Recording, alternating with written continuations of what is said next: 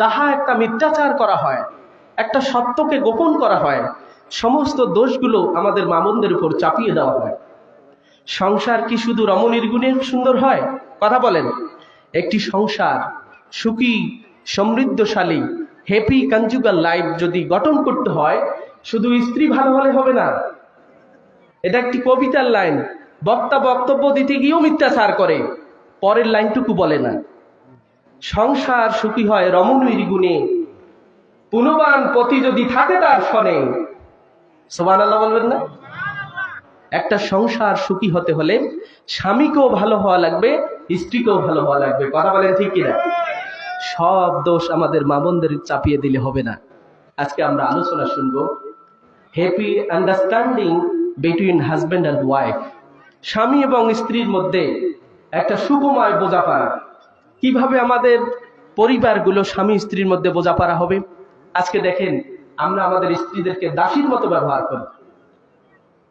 স্বামী আমরা যারা, তারা মনে করি আমরা অনেক কিছু, আর স্ত্রীদেরকে আমরা কোনো তোয়াক্কাই করি না। অথচ এই পৃথিবীর সর্বশ্রেষ্ঠ মহামানব মুহাম্মদ রাসূলুল্লাহ, সবাই বলি সাল্লাল্লাহু আলাইহি ওয়াসাল্লাম, তিনি স্ত্রীদের সাথে কেমন ব্যবহার করেছিলেন। আজকে আমরা শুধু স্বামীর অধিকার নিয়ে নাতি দীর্ঘ বক্তব্য দেই, স্বামীর পায়ের নিচে স্ত্রীর জান্নাত, এরকম আমরা কথা বলি, আমরা ওয়াজ করি, কিন্তু আমার মা বোনদের ব্যাপারে আমরা কিছু বলি। তা আজকে আমরা 40-50 মিনিট আমরা কথা শুনবো আমাদের পরিবারগুলোতে স্বামী এবং স্ত্রীর কার কতটুক দায়িত্ব, এ বিষয়ে শুনতে রাজি আছেন তো ইনশাআল্লাহ? যারা যারা বিয়ে করেন নাই যুবক ভাইরা একটু হাত উঠাবে। যারা বিয়ে করেন নাই হাত নামাবে না। শোনো, 6 শ্রেণীর মেয়েকে বিয়ে করা যাবে না। তোমরা কি শুনতে রাজি আছো? বাহ! আমি আমার বক্তব্যের মধ্যে 6 শ্রেণীর মেয়ের কোয়ালিটির কথা তুলে ধরবো। তোমরা ভালো করে এই কথাগুলো শুনবে, বিয়ের সময় এই 6 শ্রেণীর মেয়েকে মাইনাস করে দেবে, ঠিক কিনা? আমার পর্দার আড়ালের বোনেরা, তোমরা যারা আলোচনা শুনবে, তোমরাও যদি এই 6 কোয়ালিটি তোমাদের মধ্যে থাকে, তোমরা সংশোধিত হয়ে যাবে, না হলে কিন্তু তোমাদের এই এলাকায় আর বিয়ে হবে। আসেন আমরা আলোচনা শুরু করতে যাচ্ছি ভাইয়েরা আমার। হ্যাঁ, এই হাত না, বিয়ে হবে, ভালো মেয়ের সাথে বিয়ে হবে ইনশাআল্লাহ। আমার আলোচনা আমি তুলে ধরবো। আমি আমার বক্তব্যের শুরুতে বলি ভাইরা আমার, আমি ঝুমকারও দিতে পারি না, ঝংকারও দিতে পারি না। আমি কোনো কিচ্ছা, কাহিনী, গজল, গান এগুলো একটাও বলবো না। এই যে সম্মানিত স্যার আছেন, আমরা পাশাপাশি বাসা জল লাগাই। আমি একজন শিক্ষক মানুষ, এই মুহূর্তের জন্য আপনারা আমার একটু ক্লাস করবেন। রাজি আছেন তো ইনশাআল্লাহ? কেউ চলে যাবেন না তো? আল্লাহ পাক আমাদেরকে মনোযোগ সহকারে কোরআনের আলোচনা শোনার তৌফিক দান করুক। সকলে বলি আল্লাহুম্মা আমিন। সম্মানিত ভাইরা, আমরা সূরা বাকারার 228 নং আয়াত তেলাওয়াত করেছি। বলেন কত নম্বর আয়াত? একটু আওয়াজ দিয়ে বলেন কত নম্বর আয়াত? 228 নম্বর আয়াত। পবিত্র কোরআনুল কারীমের সর্ববৃহৎ সূরা, সূরার নাম হচ্ছে সূরা আল বাকারা। বলেন সূরার নাম কি? কিছু নিয়ে যান ভাইরা, এই যে কান সুখ করে কোনো লাভ নাই। ইনিয়ে বিনিয়ে গলা কানে হাত দিয়ে লম্বা টান দিয়ে এই সুর টুর ঢং ঢং দিয়ে সময়গুলো নষ্ট করা, এটা তাফসিরুল মাহফিলের আদব না, যা আমাদের বক্তাগুলো করে থাকে। একটু ক্লাস সিস্টেম একটু শুনেন। বলেন আমরা কোন সূরা থেকে তাফসির শুনবো? বলেন কোন সূরা? সূরা আল বাকারা, আয়াত নাম্বার 228।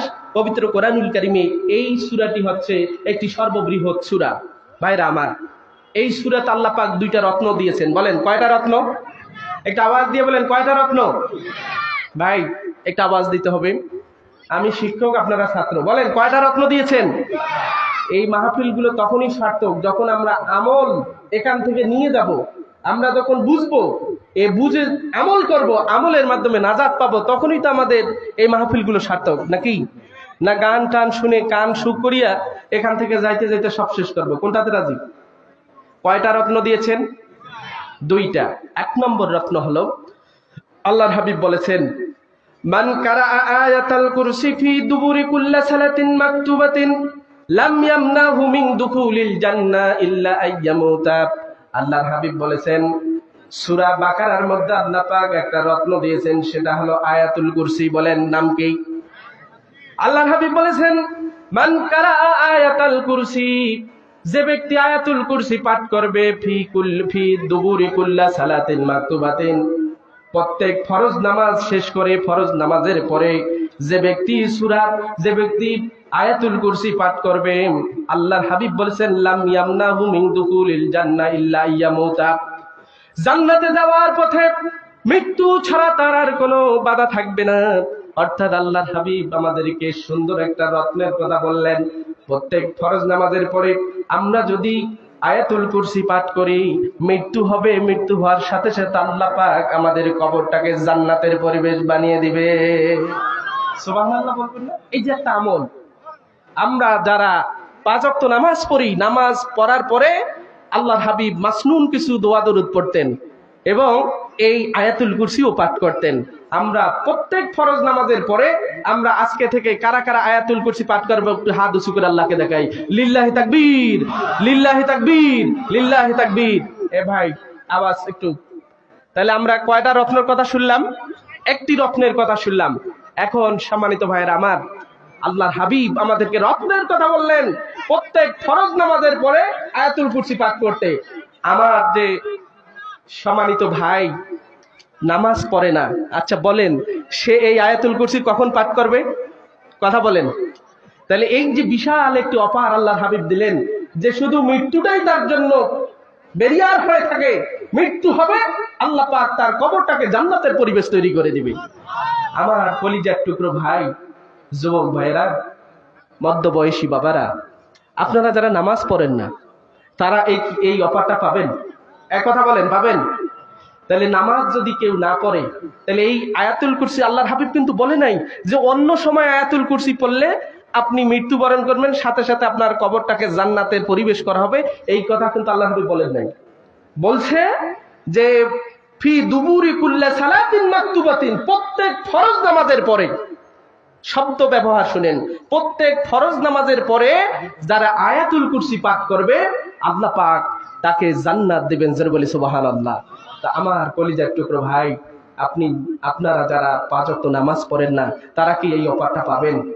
তাহলে আজকে আমরা এখানে একটা ওয়াদা করব, কারা কারা 5 ওয়াক্ত নামাজ ইন্তেকালের আগ মুহূর্ত পর্যন্ত পড়বো।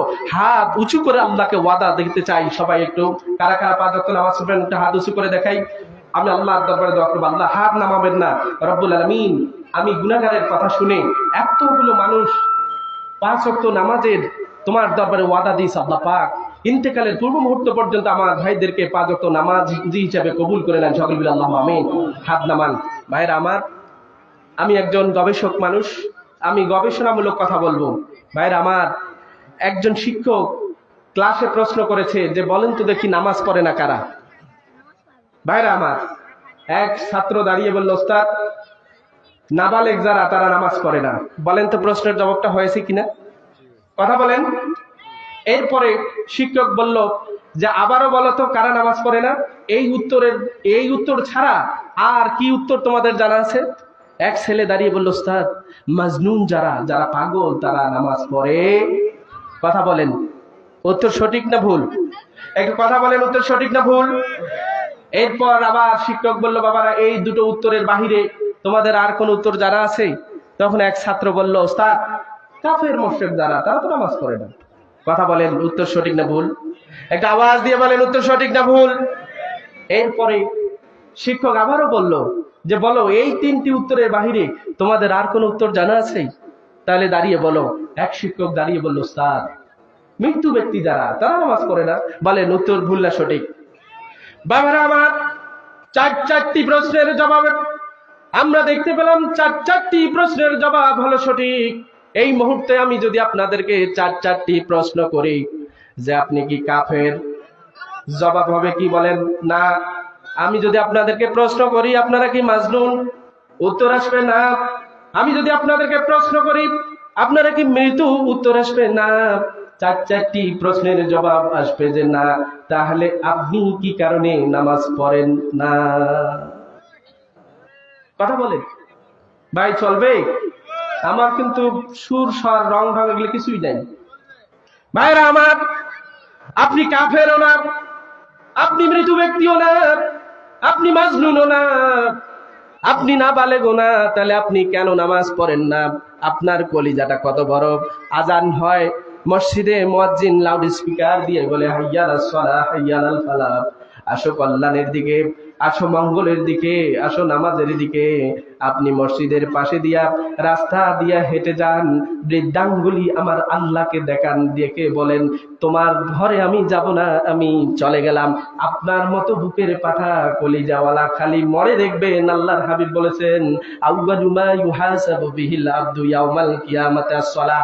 কিয়ামতের ময়দানে আল্লাহ রাব্বুল আলামিন আপনার আমার জীবনের সমস্ত হিসাব নিকাশ নিবেন। সমস্ত হিসাব নিকাশের আগে প্রথম যে হিসাবটা নিবে সেটা হলো আমার নামাজের হিসাব নেবে। কথা বলেন ঠিক কিনা? আউয়ালু মা ইউহাসাবু বিহিল আবদু ইয়াউমাল কিয়ামাতি আস-সালাহ। কিয়ামতের ময়দানে সর্বপ্রথম আল্লাহ পাক নামাজের হিসাব নেবেন। আপনার নামাজের হিসাব ভালো আছে, বাকি হিসাবগুলো আল্লাহ নিবে। আপনার নামাজের মধ্যে গরমিল, আল্লাহ পাক আর বাকি হিসাবগুলো দেখার কোনো দরকার হবে না। বিনা হিসাবে আল্লাহ চাইলে আপনাকে জাহান্নামে দিয়ে দিবে। তাহলে নামাজ পড়বেন তো ইনশাআল্লাহ। এক নাম্বার রত্ন হলো আল্লাহর হাবিব বলেছেন মান কারা আয়াতুল কুরসি ফি দুবুরি কুল্লা সালাতিন মাকতুমাতিন লাম ইয়ামনা মিন দুখুলিল জান্নাহ ইল্লা আইয়ামুতা। সূরা বাকারার এক নাম্বার রত্ন হলো যারা 5 ওয়াক্ত ফরজ নামাজের পরে আয়াতুল কুরসি পড়বে, আল্লাহ পাকের প্রিয় হাবিব বলেছেন শুধু মৃত্যুটাই তার জন্য বাধা। মৃত্যু হবে আল্লাহ পাক তাকে জান্নাতের পরিবেশ তৈরি করে দিবে। তাহলে আজকে থেকে আমরা 5 ওয়াক্ত নামাজও পড়বো এবং 5 ওয়াক্ত নামাজের পরে আয়াতুল কুরসিও পড়বো ইনশাআল্লাহ। 2 নাম্বার রত্ন হলো আল্লাহ রাব্বুল আলামিনের প্রিয় মাহবুব বলেছেন মান কারাআ বিল আয়াতাইনি মিন আখির সূরাতিল বাকারা ফি লাইলাতি কাফতা। আল্লাহর হাবিব বলেছেন যারা সূরা বাকারার সর্বশেষ 2টো আয়াত তেলাওয়াত করবে রাতে, আল্লাহর হাবিব বলেছেন এই 2টো আয়াত যদি রাত্রিবেলা কোনো বান্দা যদি পড়ে, এই দুটো আয়াত তার জন্য কল্যাণের জন্য যথেষ্ট হয়ে যাবে। জোরে বলি সুবহানাল্লাহ।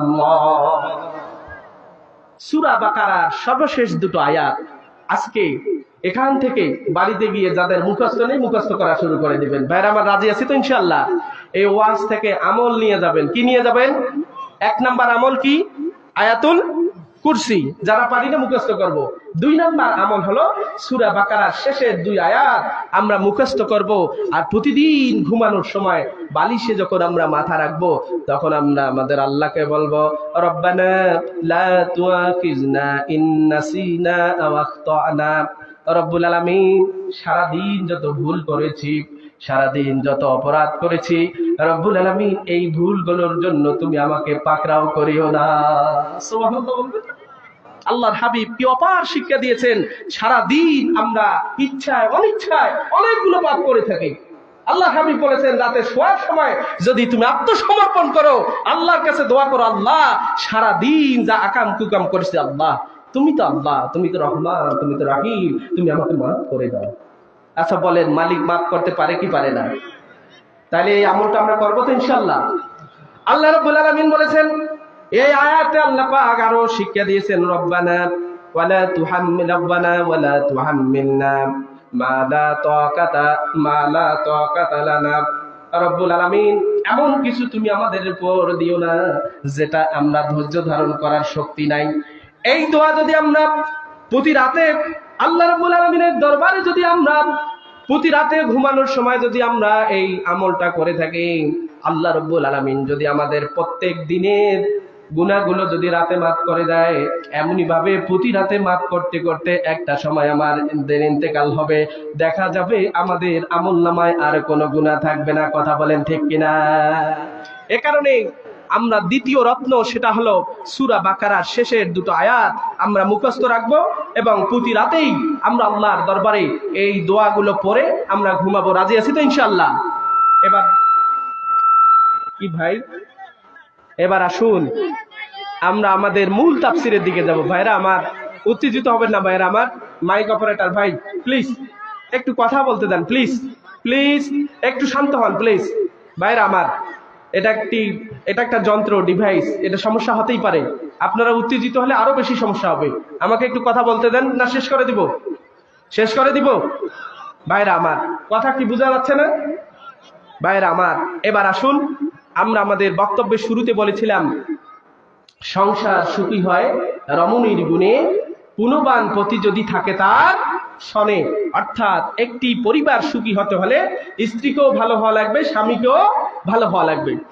আমার আল্লাহ রাব্বুল আলামিন কোরআনুল কারীমে বলেছেন ওয়ালাহুন্না মিসলুল্লাযী আলাইহিন্না বিল মা'রুফ। আল্লাহ বলছে নারীদের রয়েছে বিধি মোতাবেক অধিকার, যেমন আছে তাদের পুরুষদের অধিকার।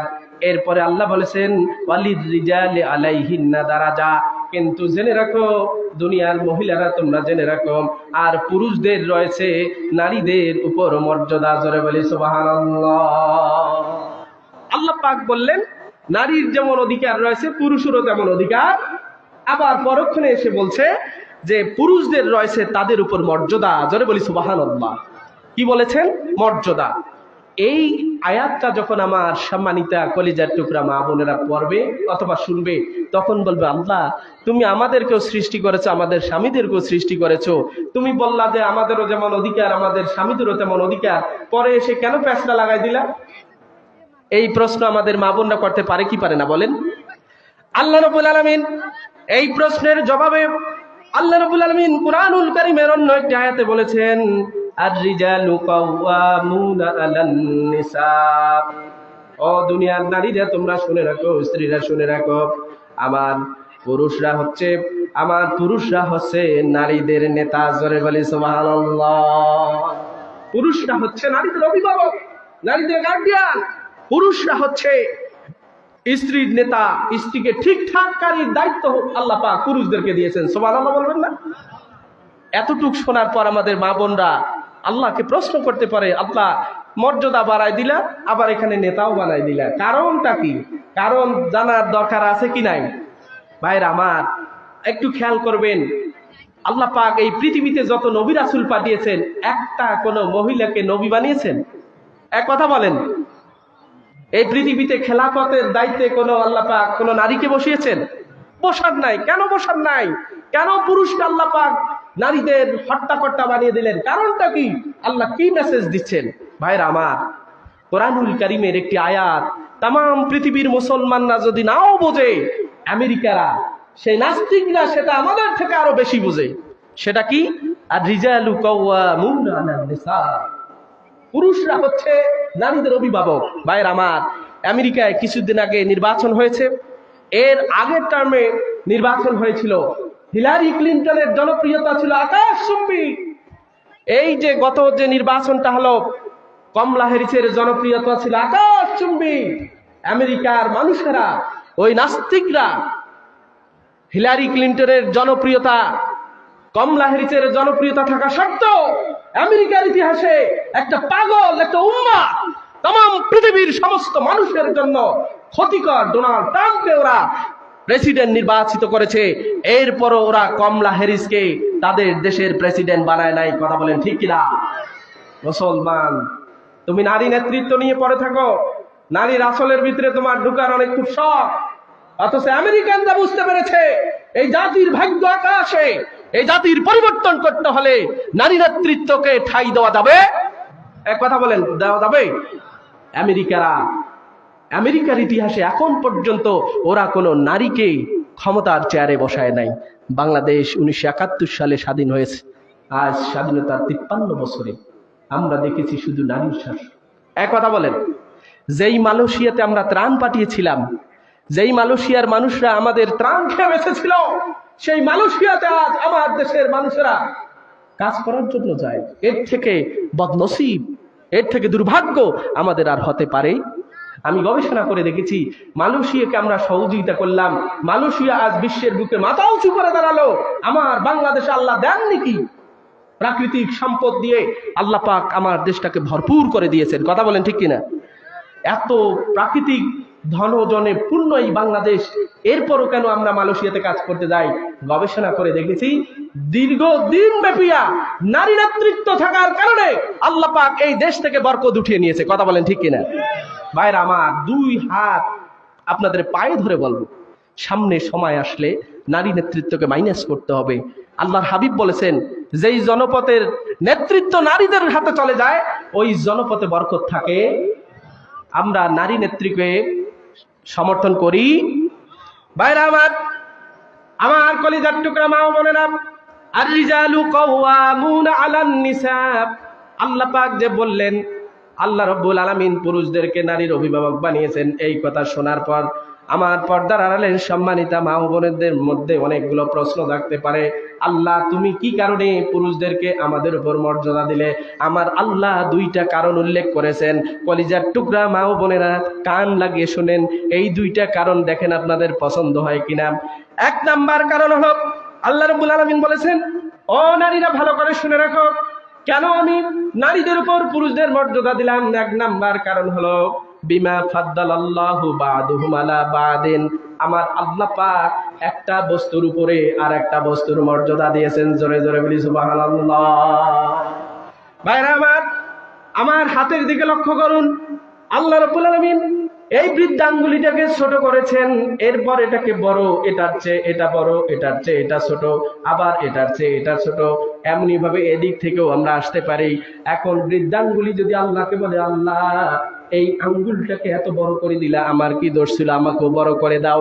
এ যদি আল্লাহকে বলে, আল্লাহ আমার কি দোষ ছিল, আমাকেও একটু বড় করে দাও।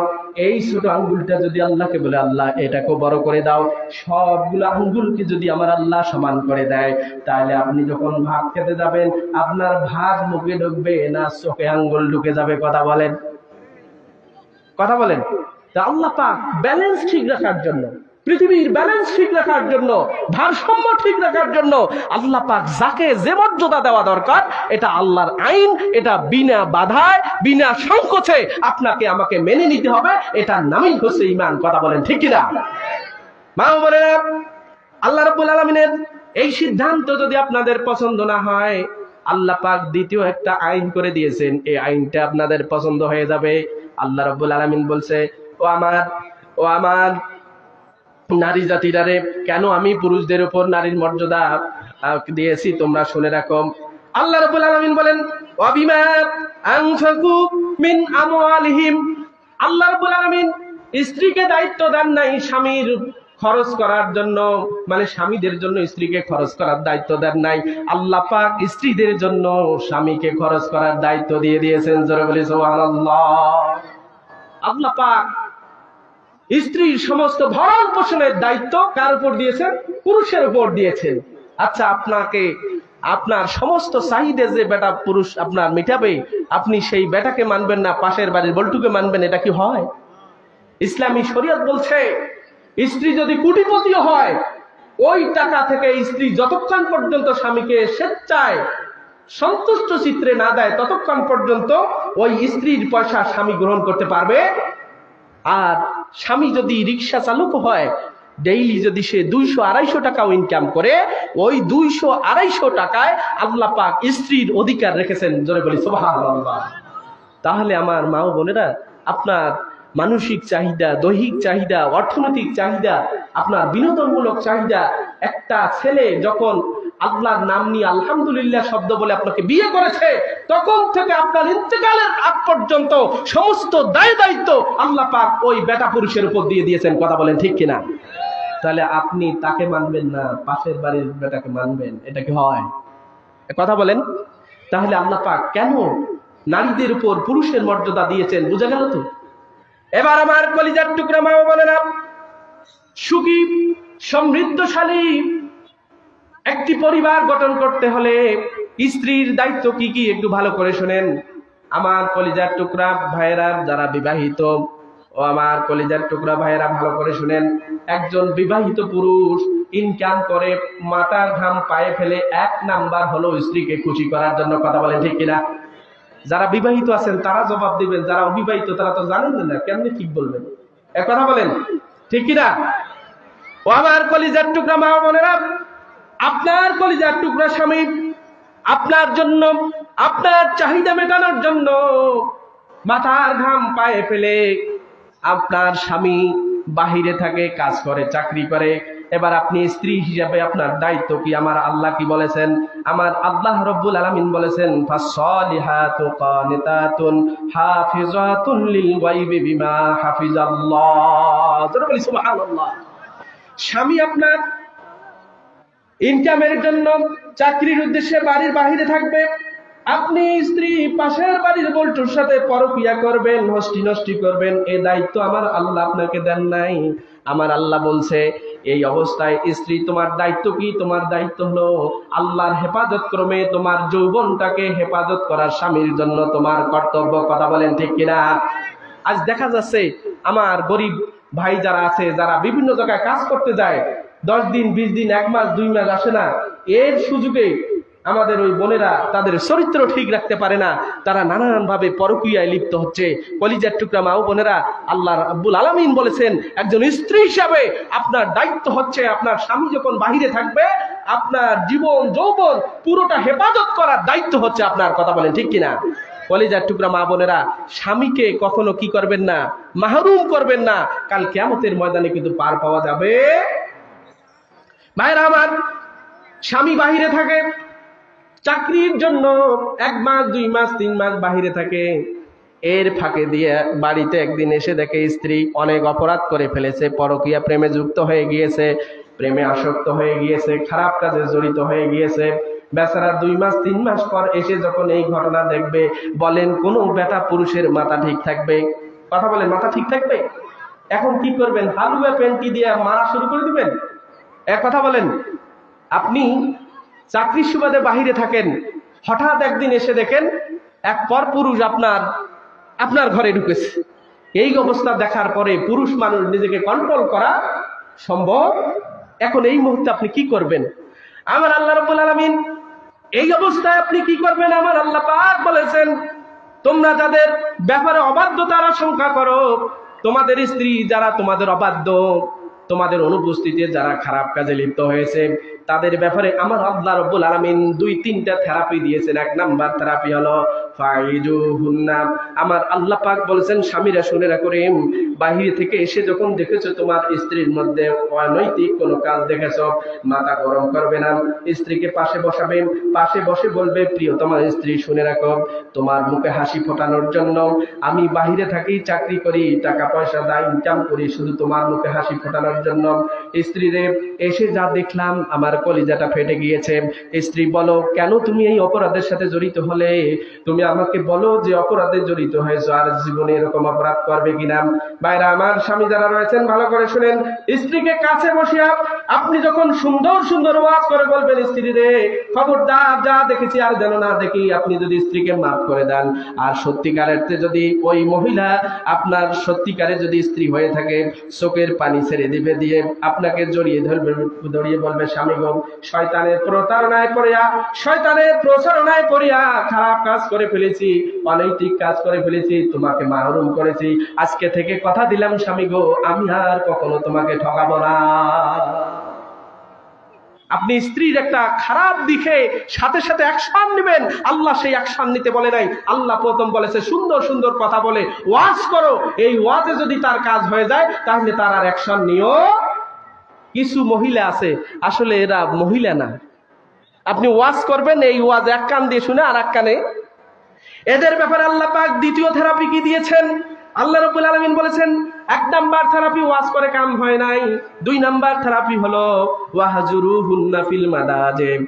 তোমার স্বামীদেরকে আল্লাহ বলছেন, তোমার যে স্ত্রীর অবাধ্যতা তুমি দেখেছো, খারাপ কিছু দেখেছো, তার শাস্তি স্বরূপ তুমি তাকে বিছানাটা আলাদা করে দাও। 2 নাম্বার শাস্তি কি? বিছানাটা আলাদা করে দাও। আচ্ছা, এখন যৌতুকের টাকা নিয়ে কেউ যদি খাট কিনছে, অথবা শ্বশুর বাড়ি থেকে খাট দিস, ঘরে খাট আছে একটা, এখন যদি আপনি দ্বিতীয় থেরাপি দিবেন যান, যদি বলেন যে তোমাকে আমি কি করলাম, এই বিছানা থেকে ত্যাগ করলাম, তুমি অন্য বিছানায় যাও, অন্য বিছানা যদি ঘরে নাও থাকে, অথবা আর একটা বিছানা যদি থাকে, আচ্ছা ওটা যদি যৌতুকের টাকায় অথবা শ্বশুর বাড়ির গিফট করা হয়, ওই সময় স্ত্রী কি অন্য খাটে যাবে, না আপনাকে লাথি মেরে বলবে যে দা তুই ওই খাটে যা, এটা আমার বাপের বাড়ির টাকার খাট? কথা বলেন ঠিক কিনা? তাই যুবকেরা, যদি দ্বিতীয় থেরাপি দিতে চাও, শ্বশুর বাড়ির টাকার খাট ব্যবহার করা যাবে, তাহলে আপনি দ্বিতীয় থেরাপি দিতে গেলে আপনাকে লাথি মেরে হয়তো নিচে ফ্লোরে ফেলাই দেবে। কথা বলেন ঠিক কিনা? কারণ যে স্ত্রী প্রথম ওয়াজে কাম হয় নাই, সেই স্ত্রী আপনাকে বিছনা থেকে লাথি দিবে না, এর কোনো সন্দেহ আছে? ভাইরা আমার, এ কারণে যুবক ভাইরা, তোমরা যারা বিয়ে করো নাই, তোমাদেরকে আমি সুন্দর সুন্দর কিছু কথা বলবো, কোন কোন নারীদেরকে বিয়ে করা যাবে না আলোচনার শেষে বলবো। কিন্তু এই কথা আগে বলে দেই, যৌতুক নিয়া অথবা শ্বশুর বাড়ির খাট ঘরে ঢোকা যাবে? এক কথা বলেন, যাবে? দ্বিতীয় থেরাপি দিয়েছেন, কাজ হয় নাই। এরপরে আল্লাহ রাব্বুল আলামিন বলেছেন, প্রথম ওয়াজ করে কোনো কাম হয় নাই, বিছানা আলাদা করে দেওয়ার পরেও কোনো কাজ হয় নাই। তৃতীয় থেরাপি হলো আল্লাহ রাব্বুল আলামিন বলেছেন, ওয়াদরিবুহুন্না, তাদেরকে মারো, প্রহার করো। এই কথা শুনিয়ান বাড়ির যাই হালুয়া পেন্টি দিয়া স্ত্রীকে একবারে আপনি যদি মারা শুরু করে দেন, আল্লাহ কিন্তু বলে নাই কিভাবে মারতে হবে, বলেন? কোরআনে বলেছেন? বলেন নাই? আল্লাহ বলছে ওয়াদরিবুহুন্না, প্রহার করো। কেমনে প্রহার করবে? কোন কোন শরীরের কোন কোন জায়গায় প্রহার করবে? কোরআনুল কারীমের আয়াত আল্লাহ পাক সুনির্দিষ্টভাবে উল্লেখ করে নাই, কিন্তু আল্লাহর হাবিব মুহাম্মদ রাসূলুল্লাহ সাল্লাল্লাহু আলাইহি ওয়াসাল্লাম স্ত্রীকে কোথায় কোথায় মারতে হবে, কিভাবে মারতে হবে সেটা সুন্দরভাবে বলে দিয়েছেন। জোরে বলি সুবহানাল্লাহ। আল্লাহর হাবিব বলেছেন, ফাদরিবুহুন্না দরবান গায়রা মুবাররাহিন, এমন ভাবে মারবে যে মারাতে বেশি আঘাত পাবে না, চেহারায় মারবে না। ঠাস করি ওয়াদরিবুহুন্না কথা শুনিয়া একবারে যদি গালে একটা থাপ্পড় লাগায় দেন, কান চলে যাবে, নাক চলে যাবে। আল্লাহ কিন্তু এভাবে স্ত্রীকে মারতে বলে নাই। আল্লাহ শুধু বলছে প্রহার করো। আমার রাসূলুল্লাহ নিষেধাজ্ঞা দিয়ে দিয়েছেন, খবরদার স্ত্রীর চেহারায় মারা যাবে না। স্বামীরা কথায় কথায় স্ত্রীর সাথে রাগ করে ঠাস করে আপনি গালে চর দিতে পারবেন? রাসূল নিষেধ করেছেন, তোমরা তোমাদের স্ত্রীদের গালে থাপ্পড় দিও। আজ আসে না এরকম? স্ত্রীর সাথে একটু এদিক সেদিক হলে থাপ্পড় মারে একটা, অথচ আল্লাহ রাসূল নিষেধ করেছেন। আল্লাহ মারতে বলেছেন, কিন্তু আল্লাহ রাসূল এখানে নিষেধ করেছেন। এবং হাদিসে এসেছে এমন ভাবে মারো মানে যেন কি ব্যথা তেমনটা না পায়। সম্মানিত মা বোনেরা, এ কারণে আল্লাহ রাব্বুল আলামিন বলেছেন, হুন্না লিবাসুল লাকুম ওয়া আনতুম লিবাসুল লাহুন্না। স্ত্রীরা হচ্ছে স্বামীর পোশাক, আর স্বামীরাও হচ্ছে স্ত্রীদের পোশাক। সুতরাং স্বামীরও যেমন স্ত্রীর উপর অধিকার রয়েছে, স্ত্রীদেরও স্বামীর উপর তেমনটা অধিকার রয়েছে। কথা বলেন ঠিক কিনা? এ কারণে কাজী নজরুল বলেছে, পুরুষ এসেছে দিবসের জ্বালা, তপ্ত রুদ্রদা, কামিনী এনেছে জামিনী শান্তি, সমীরণ বাড়ি বা। সুবহানাল্লাহ বলবেন না? পুরুষ এসেছে দিবসের জ্বালা, তপ্ত রুদ্রদাপ, কামিনী এনেছে জামিনী শান্তি, সমীরণ বাড়িবাব। দিবসে দিয়েছে শক্তি সাহস, নিশীতে হয়েছে বধূ। পুরুষ এসেছে মরু তৃষ্ণালয়ে, নারী জুগিয়েছে মধু। কথা বলেন ঠিক কিনা? সুতরাং সংসার সুখী হয় রমণীর গুণে, পুনবান পতি যদি থাকে তার সনে। কথা বলেন ঠিক কিনা? এবার যারা বিয়ে করেছেন অথবা যারা বিয়ে করতে যাবেন, স্ত্রীর 1 নম্বর অধিকার কি, 1 নম্বর হক কি, সেটা হলো আমার আল্লাহ পাক বলেছেন, ওয়া আতুন নিসাআ সাদাকাতিহিন্না নিহলা। আমার আল্লাহ পাক বলেছেন, যুবকরে যখন বিয়ে করতে যাবে, স্ত্রীর 1 নম্বর অধিকার হলো তোমরা সন্তুষ্ট চিত্রে তোমাদের স্ত্রীকে মোহরানা দিবে। কিন্তু আজ এমন এক সমাজ ব্যবস্থায় আমরা উপনীত হয়েছি, যৌতুক ছাড়া আমার কলিজার টুকরা বোনদের বিয়ে হয় না। কথা বলেন ঠিক কিনা? যৌতুক যদি হয় 6 লাখ, মোহরানা কয় লাখ বলেন? কত লাখ? তার ডাবল 12 লাখ। এই যে আমার ডানে বামে যারা মুরব্বী বাবার আছেন অথবা মঞ্চের আশেপাশে যারা আছেন, আপনাদের হুঁশিয়ার করে দিচ্ছি, মসজিদ কমিটিতে যারা আছেন, যে সমস্ত বয়স্ক বাবারা যখন বিয়ের আলাপ আলোচনায় আপনারা বসেন, মুরব্বী বাবারা পান খেয়ে খেয়ে, পান সিবাইয়া সিবাইয়া যারা মোহরানা নির্ধারণ করেন, কাল কিয়ামতের ময়দানে আপনাদের বাটাও মাল্লা এমন ভাবে ফাটাবে আপনি কল্পনাও করতে পারবেন না। আপনি যৌতুক ধরেন 6 লাখ, আপনাকে যৌতুক নির্ধারণ করার দায়িত্ব কে দিয়েছে? আপনি মোহরানা নির্ধারণের ক্ষেত্রে আপনার ভূমিকা থাকতে পারে, আপনি সেখানে থাকতে পারেন, কিন্তু যৌতুক নির্ধারণ করে 6 লক্ষ টাকা যৌতুক ধরিয়া 12 লক্ষ টাকা মোহরানা ধার্য করার অধিকার ইসলাম আপনাকে দেন নাই। কথা বলেন ঠিক কিনা? আজকে আমাদের সমাজে বয়স্ক বাবারা পান সিবাইয়া সিবাইয়া বিয়ের অনুষ্ঠানগুলোতে যৌতুকও নির্ধারণ করে, মোহরানাও নির্ধারণ করে। যৌতুকও হারাম, মোহরানাও হারাম। যেই ছেলেটা 6 লক্ষ টাকা যৌতুক নিয়েছে, ওর বাপের ক্ষমতা নাই 12 লক্ষ টাকা মোহরানা পরিশোধ করার। কথা বলেন ঠিক কিনা? আপনি একদিকে যৌতুক হারাম, অপর দিকে মোহরানা না দেওয়ার কারণে ওটা আপনি একটা হারাম কাজ করে দিলেন। আল্লাহর হাবিব একটা হাদিসে সুস্পষ্ট ভাবে বলেছেন, হাদিসটা একটু ভালো করে শুনুন। আল্লাহর হাবিব বলেছেন, আইয়ুমা রাজুলিন তাজাওয়াজা ইমরাতান বিমা কাল্লা মিনাল মাহরে আও কাসুরা লাইসা ফি নাফসিহি আইয়ুআদ্দায়া ইলাইহা হাক্কাহা ফাদাআহা ফামাতা ওয়া লাম ইউআদ্দা ইলাইহা হাক্কাহা লাকিয়াল্লাহু ইয়াউমাল কিয়ামাতি ওয়া হুয়া জানিন। জোরে বলি নাউযুবিল্লাহ। ভাইরা আমার, স্পষ্ট হুঁশিয়ারি আল্লাহর হাবিব বলেছেন যে এমন এক মানুষ, এমন এক বেটা পুরুষ বিয়ে করলো কোনো নারীকে কম মোহরে অথবা বেশি মোহরে, কিন্তু তার ধান্দা হলো কত ধরে ধরুক, আমি তো এটা দেব না। আছে না এরকম? এই যে 6 লক্ষ টাকা যৌতুক নির্ধারণ করিয়া 12 লক্ষ টাকা যে মোহরানা ওই ছেলেটার যে ধরা হলো, ওর মনে কি শয়তানি ঘুরে জানেন? যা ধরিস ধর, 12 কানে 3, 6, 18 ধরেন, আমি তো দেব না। যে কাগজে লিখলে সমস্যা কি? যদি তালাক কোনো এক সময় হয় তাহলে না দিতে হবে, এছাড়া তো আর দেওয়ার কোনো। আর এই কাপুরুষ তো হাত পা ধরে মাপ নিয়ে নিবে। আচ্ছা বলেন, আল্লাহ যেখানে মাফ করবে না সেখানে স্ত্রী তোমার মাফ করার কোনো ক্ষমতা নেই। কতটুক আপনি মোহরানা মাফ করতে পারবেন সেই সীমারেখাও আল্লাহ কোরআনে দিয়ে দিয়েছেন। আমাদের মা বোনদের মন খুব, দিল খুব নরম। স্বামী যখন বলবে আমি তো তোমারই, একটু মাফ করে দাও না, বলবে তুমি তো আমার, তোমার দেওয়া লাগবে না, সব মাফ করে দিলাম। মাফ হবে না, শরীয়তের মাসালা আছে, সময় সংক্ষেপে এদিকে যাচ্ছি না। ভাইরা আমার, আল্লাহর হাবিব স্পষ্ট বলেছেন এমন ধান্দা নিয়ে যদি মোহরানা ধার্য করা হয় যে এই মোহরানা আমি পরিশোধ করব না, এমত অবস্থায় সে যদি মারা যায়, আল্লাহর হাবিব বলেছেন ফামাতা ওয়া লাম ইউআদ্দা ইলাইহা হাক্কাহা লাকিয়াল্লাহু ইয়াউমাল কিয়ামাতি ওয়া হুয়া জানিন। কিয়ামতের ময়দানে আল্লাহ পাক তাকে জেলাঘরের কাতারে দাঁড় করাবে। জোরে বলি নাউযুবিল্লাহ। তাহলে আপনি বয়স্ক বাবা, গ্রামের মুরব্বী, মসজিদ কমিটিতে আপনি আছেন, আপনি যৌতুক 6 লক্ষ ধরিয়া আপনি 12 লক্ষ টাকা মোহরানা ধার্য করে দিলেন, আর ওই যুবক 12 লক্ষ টাকা মোহরানা পরিশোধ করার না অপরাধের কারণে আল্লাহ পাক কিয়ামতের ময়দানে তাকে জেলাঘরের কাতারে দাঁড় করাবে। তার ওরসে যত সন্তান আসবে সবগুলো জারুয়া, সবগুলো জারজ, এগুলো বের হয়ে বলবে বুকটা ফাইটটা যায়। কথা বলেন ঠিক কিনা? এগুলো ডিপজল হবে। এগুলো কি হবে? ডিপজল হবে। এ কারণে মসজিদ কমিটিকে বলছে হুঁশিয়ার, আপনি মোহরানা ধার্য করার সময় আপনি থাকতে পারেন মোহরানার ইসলামের কতটুকু পরিসীমা দেওয়া আছে এটা জ্ঞান অর্জন করে আপনি মোহরানা ধার্য অনুষ্ঠানে থাকবেন। কিন্তু যৌতুক নির্ধারণের সময় আপনাকে ডাকলেও আপনি যাবেন না, কারণ আপনি যাওয়ার কারণে যৌতুকের লেনদেনের কারবারে আপনি নিজেকে জড়িত করার কারণে আপনি মারাত্মক একটি অপরাধ করে ফেলতেছেন, যেই অপরাধ আল্লাহ ক্ষমা না করলে আপনি পার পেতে পারবেন। এ কারণে উদাত্ত আহ্বান জানাবো, বয়স্ক বাবারা, বিয়ের অনুষ্ঠানে, লেনদেনে, মোহরানার অনুষ্ঠানে থাকবেন, যৌতুকের অনুষ্ঠানে থাকবেন।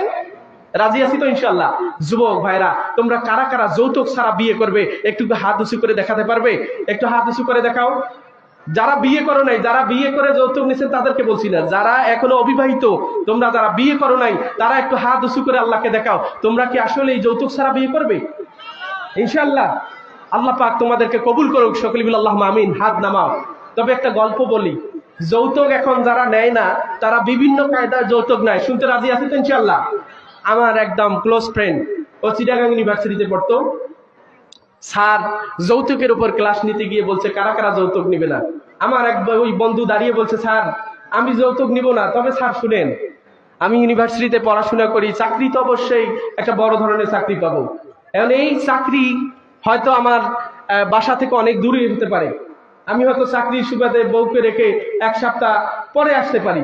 এখন স্যার শুনেন, আমি যে আমার বউকে বাসায় রেখে যাব, বাজার টাজার এগুলো করবে কি? আমাকে যদি একটা ফ্রিজ দেয়, আমি 1 সপ্তাহ বাজার করে যাবো। ফ্রিজ তো আমার জন্য না, তার মেয়ের জন্য, দিলে দিবে, আমার কোনো আপত্তি। তারপর বলছে স্যার আমি তো ছেলে মানুষ, আমি হেঁটেও শ্বশুর বাড়ি যেতে পারি, ভ্যানেও যেতে পারি, রিক্সাও যেতে পারি। আমার ওয়াইফ, তার একটা প্রেস্টিজ আছে, তাকে আমি কেমনে ভ্যানে করে নিয়ে যাই, তাকে আমি কেমনে রিক্সায় করে নিয়ে যাই? একটা গাড়ি যদি দেয়, আমি ড্রাইভার, তার ড্রাইভার হিসেবে আমি তাকে নিয়ে যাব, আমি কিন্তু গাড়ি চাই নাই। কথা বলেন, যৌতুক চাওয়া হচ্ছে না হচ্ছে না? এই কায়দায় যৌতুক নেওয়া হয় কি হয় না? আমার কি আলোচনা দীর্ঘ হয়ে যাচ্ছে? শেষ করে দেব ভাইরা আমার। এরপরে বলছে স্যার আমি 1 সপ্তাহ পরে বাসায় আসবো, একটা মেয়ে মানুষ, একটা মহিলা মানুষ বাসায় থাকবে, সময় কাটাবে কিভাবে? একটা যদি টেলিভিশন দেয়, আমি তো দেখার কোনো সুযোগ নেই, তার মেয়ে দেখবে। আচ্ছা বলেন এই কায়দায় যৌতুক আদায় হয় কি হয় না? এই যুবক যারা হাত উঠিয়েছো, এই কায়দায় কারা কারা যৌতুক নিবে না একটু হাত উঁচু করে দেখাও। এইবার হাত কমে গেল কেন? এবার কিন্তু হাত কমে গেছে ভাইরা আমার। যৌতুক নেওয়া যাবে? হাত নামাও। এই চেহারাগুলো দেখে রাখেন, এলাকায় যদি এরা যৌতুক নেয় ধরে পিটাবেন। কারণ এরা কিন্তু আল্লাহকে ওয়াদা দিয়েছে।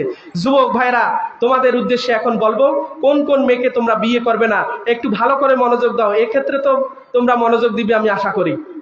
মনোযোগ আছে তো ইনশাল্লাহ? যুবক ভাইরা, 6 শ্রেণীর মেয়েকে তোমরা বিয়ে করবে না। আমি আগে শ্রেণীগুলো উল্লেখ করে সংক্ষেপ ব্যাখ্যা দেখছি।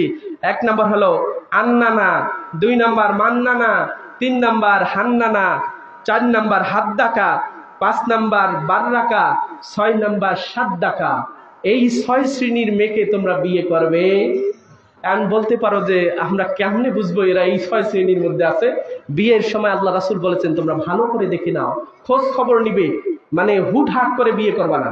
কারণ এটা একটা লাইফ, পুরো লাইফ তুমি যাকে নিয়ে কাটাবে, একটা লাইফ পার্টনার। এটা কিন্তু ছোটখাটো কোনো বিষয় নয়। তোমার বাবা দেখে পছন্দ করছে আর তুমি তাতে রাজি হয়ে গেছো, এটাও কিন্তু শরীয়ত নয়।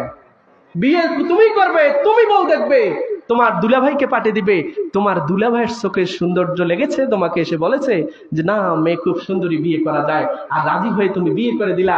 আর ওই মেয়েকে যখন বিয়ে করে আল্লাহ তোমার পছন্দ হয় নাই, প্রতিটা রাতে শুধু দ্বিতীয় বিশ্বযুদ্ধ হবে। কথা বলে ঠিক কিনা? একার বাপরে বাপ, এই যুবকদেরই তো আওয়াজ হচ্ছে নাকি? যারা বিবাহিত একটা আওয়াজ দিবা। তাহলে বিয়ের সময় ভালো করে দেখে নিবা, খোঁজ খবর নিবা, তাহলে ঠকবে না। আর যদি হুটহাট করে দুলা ভাইয়ের কথায়, ভাইয়ের কথায়, বাবার কথায়, মায়ের কথায়, মা দেখে এসেছে পছন্দ হয়েছে, নো, তুমি নিজে দেখবা, এটাই শরীয়ত। আজকে আমাদের সমাজে দুলাভাইকে পাঠানো হয়, দুলাভাইকে পাঠানো হয়, ভাইকে পাঠানো হয়। দুলাভাই এবং ভাই তোমার বউকে দেখার ইসলাম কোনো অধিকার দেয় নাই। কথা বলে ঠিক কিনা? দেবরের ব্যাপারে ইসলামী শরীয়ত বলছে দেবর হলো মৃত্যু সমতুল্য। এক কথা বলেন, দেবর কি সমতুল্য? মৃত্যু সমতুল্য। মৃত্যুর যেমন কোনো টাইম লিমিটেশন নাই। এই মুহূর্তে বক্তৃতা চলাকালীন অবস্থায় আমি মারা যেতে পারি, আজরাইল আমার কাছে আসতে পারে। বলেন পারে কি পারে না? দেবরকে মৃত্যুর সাথে কেন তুলনা করা হলো? দেবর ভাবির উপরে যে কোনো মুহূর্তে আক্রমণ চালাতে, আওয়াজ দিয়ে বলেন চালাতে। আমি কিন্তু বলি নাই, আমি কিন্তু এক দেবর ভাই আছে বাহিরে, দেবর আসছে, এরকম কাজ দিচ্ছে ভাবির ঘরের আশেপাশে। ভাবি বলছে কে? দ্বিতীয় বর। দেবর মানে কি? এক কথা বলেন, দেবর মানে কি? দ্বিতীয় বর। আপনারা কি কথাগুলো নেগেটিভ নিচ্ছেন? খালি সময়ের অপেক্ষা, একটু সুযোগ করে দেন ভাবি এবং দেবরকে। কারণ শয়তান এখানে সরাসরি কাজ করবে। শয়তান এখানে কি করবে? এ কারণে কলিজার টুকরা বোনেরা, শুধু নামাজ, কলমা, হজ, যাকাত এগুলো ইসলাম, শুধু এগুলোর মধ্যে ইসলাম নয়, আপনাকে পর্দাও মানতে হবে। পর্দা ফরজ। নামাজ যেমনি ভাবে ফরজ, পর্দাও তেমনি ভাবে ফরজ। আপনি পর্দা করেন না, আপনি উলঙ্গ, বেলাল্লাপনা, আপনি এমন ভাবে রাস্তাঘাটে চলাফেরা করেন, আপনাকে দেখে আমার কলিজার টুকরো যুবকদের হৃদয়টা কি ফাটি যায়। আমার যুবকদের ঘুম আপনারা কেড়ে নেন, তাহলে আপনি যত ইবাদত করেন আপনার ইবাদত কবুল হবে না। আপনি জেনাকারীর কাতারে আল্লাহ পাক আপনাকে দাঁড় করাবে। সুতরাং আমার সম্মানিত মা বোনেরা আছেন তো নাকি? বোনেরা আমার, আপনাদের করজোড়ে অনুরোধ করছি, নামাজ যেমনি ভাবে ফরজ, পর্দাও তেমনি ভাবে ফরজ। পর্দার লঙ্ঘন করে আপনি নামাজ পড়বেন, আল্লাহ যদি আপনার পর্দার বিধান দিয়ে বিচার করে, আপনি পার পেতে পারবেন না। যুবক ভাইরা, বলছিলাম 6 শ্রেণীর মেয়েকে বিয়ে করতে পারবে না। 1 নাম্বার হলো আন্নানা। এমন কিছু মেয়ে আছে যারা শুধু বলে হায় আফসোস, এর সাথে বিয়ে হয়ে আমি ঠকে গেলাম। এরকম কিছু মহিলা আছে না, খালি আফসোস করে, এটা নাই সেটা নাই, অমুকের আছে আমার নাই কেন। সব সময় স্বামীকে প্যারা দিবে যে অমুকের আছে তোমার নাই, এটা নাই সেটা নাই। এই রকম যদি চাল চলন দেখো, এখন কিভাবে বুঝবে ওই মেয়েটার মধ্যে এটা আছে? খোঁজ নিবে তার মায়ের মধ্যে এরকম আচরণ আছে কি। কারণ যেখানে বিয়ে করতে যাবা, ওই পরিবারের মা কেমন, চতুর্পাশে থেকে খবর নিবা। তার মায়ের মধ্যে যদি এই স্বভাব থাকে, অবশ্যই গ্রামের কেউ না কেউ তোমাকে তথ্য দিবে। কথা বলেন ঠিক কিনা? সুতরাং যুবকেরা বিয়ে করতে গেলে মেয়েকে না, মেয়ের মায়ের খোঁজ খবর আগে নিবে। রাজি আছো তো ইনশাল্লাহ? 2 নাম্বার হলো মান্নানা। এরা হলো ওই শ্রেণীর মেয়ে যারা স্বামীকে খালি বলবে আমি তোর জন্য এটা করছি, সেটা করছি, ত্যান করছি, হ্যান করছি, আমার বাবা তোমার জন্য এটা করছে, সেটা করছে। শেষ করে দিব নাকি? আমি আমার আলোচনা এখানে শেষ করছি। আসসালামু আলাইকুম ওয়া রাহমাতুল্লাহি ওয়া বারাকাতুহু।